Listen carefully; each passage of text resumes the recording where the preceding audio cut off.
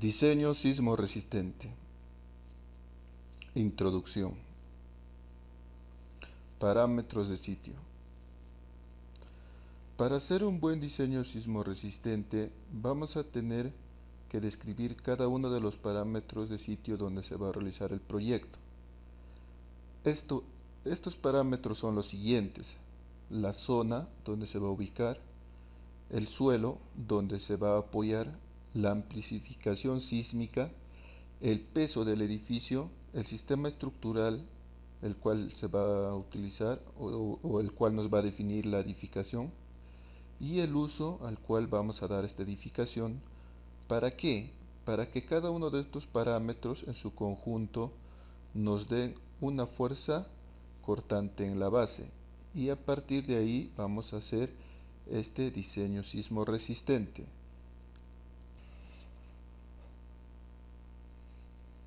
La primera pregunta será: ¿dónde se realizará el proyecto? En este caso tenemos el mapa del Perú en el cual se va a realizar el proyecto, la cual está diferenciada por 4 zonas sísmicas. Lo siguiente será encontrar las normas correspondientes y saber interpretar. En el Perú, la norma técnica E030, diseño sismo resistente, es la que está vigente. Ahí es donde tenemos que ubicar nosotros el factor zona. El factor zona Z, que esta va a depender. Primero vamos a tener que ubicar el departamento, luego la provincia, luego el distrito, y nos va a dar una zona sísmica, y es el factor Z. Muy bien, entonces la norma a interpretar, y las cuales nos va a regir y nos va a guiar, va a ser la norma técnica E030, diseño sismo resistente. Y para poder ubicar la zona sísmica vamos a tener que irnos al anexo, a los anexos últimos de esta norma, en los cuales vamos a poder encontrar por cada región, departamento, provincia y distrito una zona sísmica, y a partir de ello vamos a poder ubicar el factor Z, ¿no? El factor de zona Z. Para ello vamos a ayudarnos de esta hoja de cálculo. El factor de zona Z, que está a partir de la tabla número 1 de la norma de 030. Entonces acá podemos escoger, a ver, veamos, voy a ubicar Cajamarca. Cajamarca y la provincia de Cajamarca, y Cajamarca también. Entonces nos va a dar una zona sísmica 3 con un factor de zona Z 0.35. Hasta ahí tendría que estar ubicado mi proyecto. Mi proyecto ya sé dónde va a estar. Va a estar, como lo dije, en Cajamarca, provincia de Cajamarca, distrito de Cajamarca, con una zona sísmica 3 y Z, factor de zona 0.35. Muy bien. Lo siguiente que tendremos que hacer es, ya ubiqué, pero el distrito es aún grande. Entonces, ¿qué es lo que necesitamos? Necesitamos saber específicamente dónde se va a realizar ese proyecto. Por ejemplo, se podría realizar en algún lugar. Esta es una muestra, vamos a tomar como ejemplo, se podría realizar, este es como un catastro, un catastro, un catastro. En otros casos, ustedes podrían ubicarlo mediante un levantamiento topográfico de la zona y ubicar en qué parte de este del lugar ustedes van a poder realizar ese proyecto. En este caso yo como ejemplo voy a tomar, bueno, una zona, esto es como ejemplo nada más, una zona, por ejemplo, esta, ¿no? Esta área me parece grande, Es como un ejemplo nomás, y ustedes ya van a poder ubicar en su levantamiento topográfico. Muy bien, ya tendría esta zona. Entonces, en esta zona yo tengo que realizar estudios. ¿Qué estudios? Los estudios que se va a realizar van a ser las condiciones geotécnicas de ese lugar. Las condiciones geotécnicas, ¿para qué? Para que nosotros podamos ubicar que en nuestra norma vamos a tener tablas en los cuales nosotros vamos a tener que ubicar estos periodos, el periodo TP y periodo TL, a partir del perfil del suelo que nos dan. Esto es muy importante, entonces yo me voy de nuevo a mi hoja de cálculo, y en mi hoja de cálculo voy a tener yo, ya ubiqué el sitio, ¿no es cierto? Ubiqué el sitio, entonces realicé los estudios. Entonces los estudios me indican que es un perfil del suelo S1, de acuerdo a nuestra tabla número 2. Entonces el perfil del suelo de tipo S1 le corresponde el valor de S1. Y acá nos da una pequeña descripción. Nos dice que este valor de S1 son roca o suelos muy rígidos. A este tipo corresponden las rocas con diferentes grados de fracturación, de macizos homogéneos y los suelos muy rígidos, o sea, roca fracturada, arena muy densa o grava arenosa densa, arcilla muy compacta. Y en acá nos dan los valores justamente de nuestra tabla que estamos desarrollando en este curso. Estos son los valores que nos da la tabla. Muy bien, ya realicé las condiciones geotécnicas. En las condiciones geotécnicas hay un fenómeno en el cual nosotros debemos prevenir, que es la licuefacción o licuación del suelo. Este fenómeno es muy estudiado, pero en este caso, a manera de introducción, solamente vamos a leer esta pequeña definición que nos dice que es un fenómeno en los suelos que, estando sujetos a la acción de una fuerza externa en ciertas circunstancias, pasan de un estado sólido a un estado líquido o adquieren la consistencia de un líquido pesado. Entonces, este fenómeno hay que tratar de evitar en lo posible porque puede ser la principal falla de nuestra edificación. Podemos diseñar correctamente nuestra edificación sísmicamente, pero siempre tenemos que tener en cuenta que va a estar apoyado sobre un suelo y este suelo debe ser estudiado correctamente. Acá un poco más de qué se trata este fenómeno. Y lo siguiente que tendremos que escoger la edificación a diseñar. Por ejemplo, yo ya tengo mi lugar exacto. En acá ya realicé mi estudio de suelo.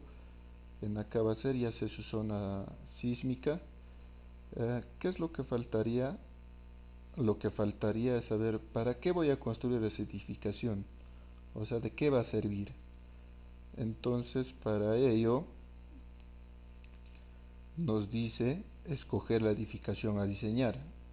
En este caso puede ser vivienda y luego determinar la categoría de la edificación según nuestro reglamento. Nuestro reglamento nos va a dar una categoría que, por ejemplo, la vivienda pertenece a edificaciones comunes.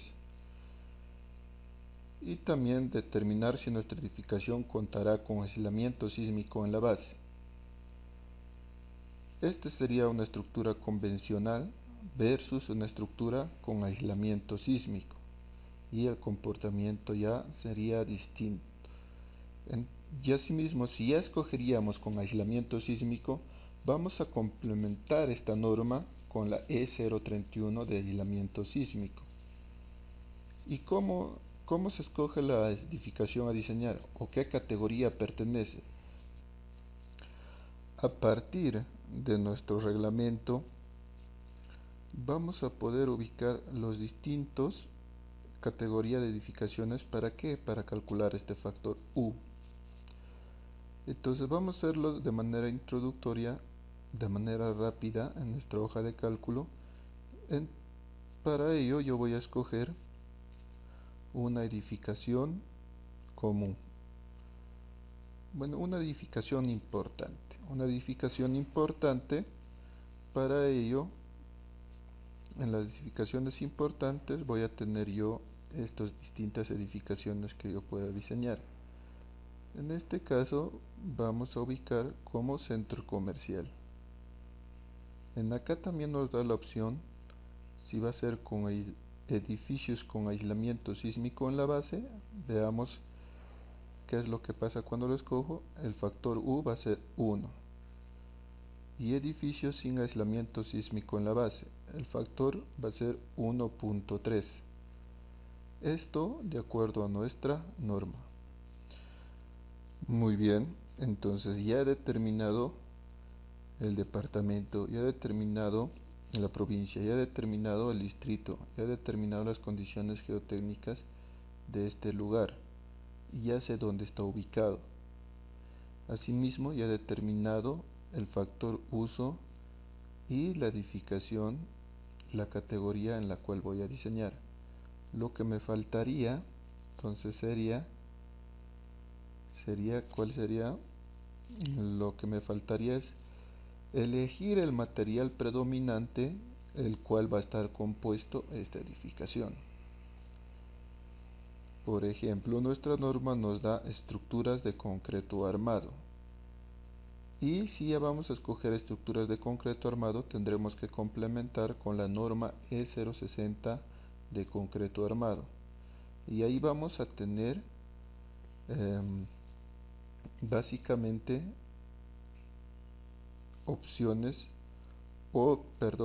vamos a tener distintos sistemas estructurales, como pueden ser pórticos, muros estructurales y dual, los cuales estos se diferencian por la fuerza.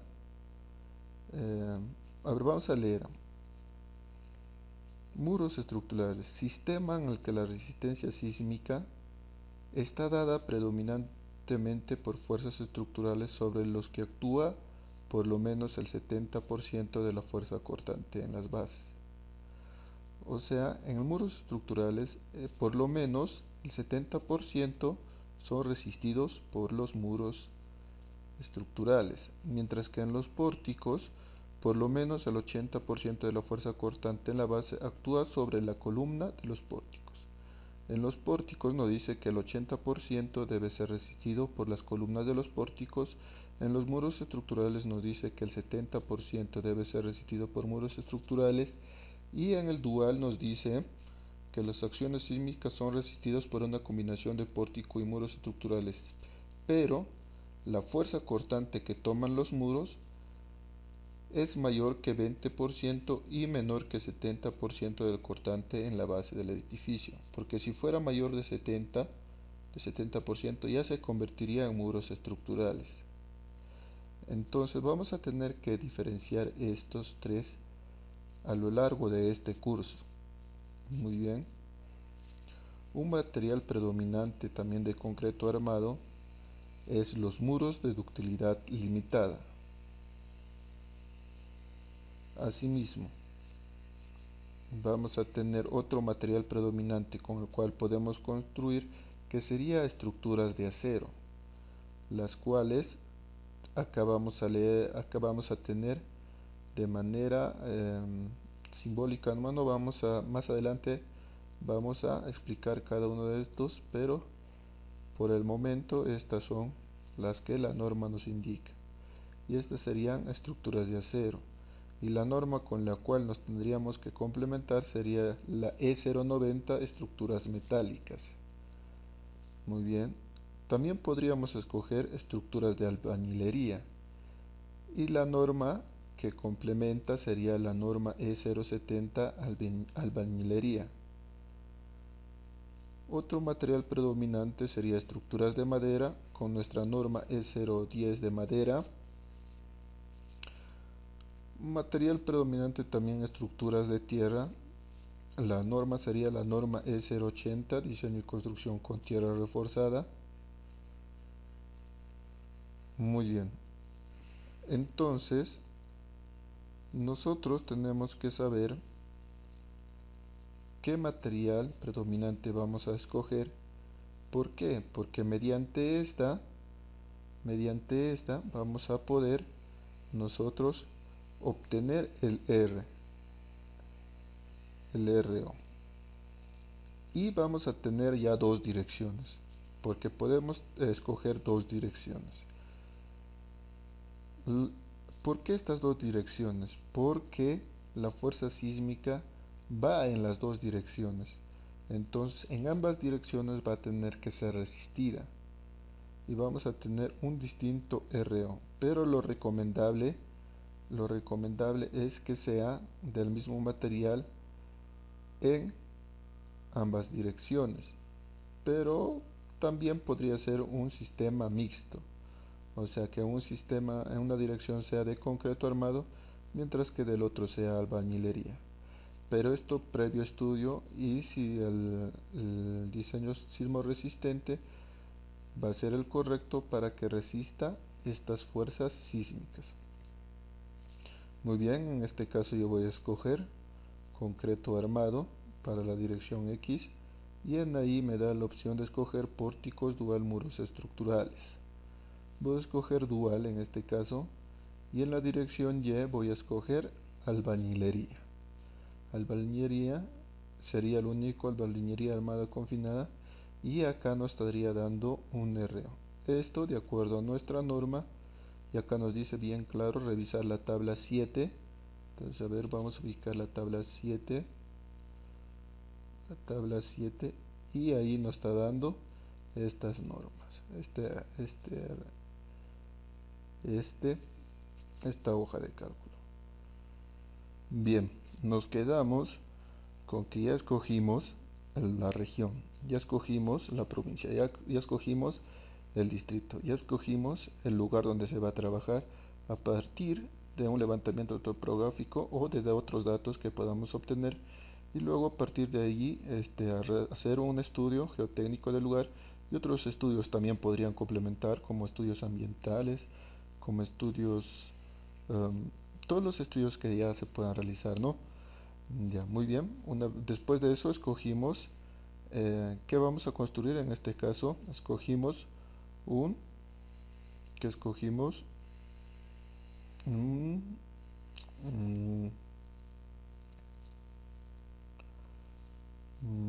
que escogimos allá, escogimos un centro comercial.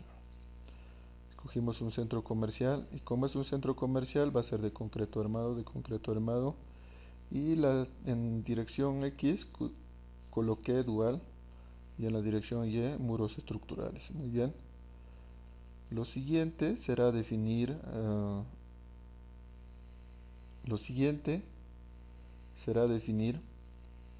los espacios, o cómo vamos a diseñar arquitectónicamente y de qué tamaño y cuántos pisos.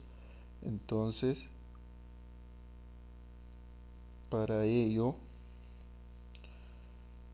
yo me guiaré con un diseño arquitectónico preliminar de la edificación, ubicación preliminar de los elementos estructurales, y haré un diseño en planta y un diseño en altura. ¿Evitando qué? Evitando algunas, em, algunos, algunos problemas que podrían solucionarse mediante una estructuración correcta de la edificación, ¿no?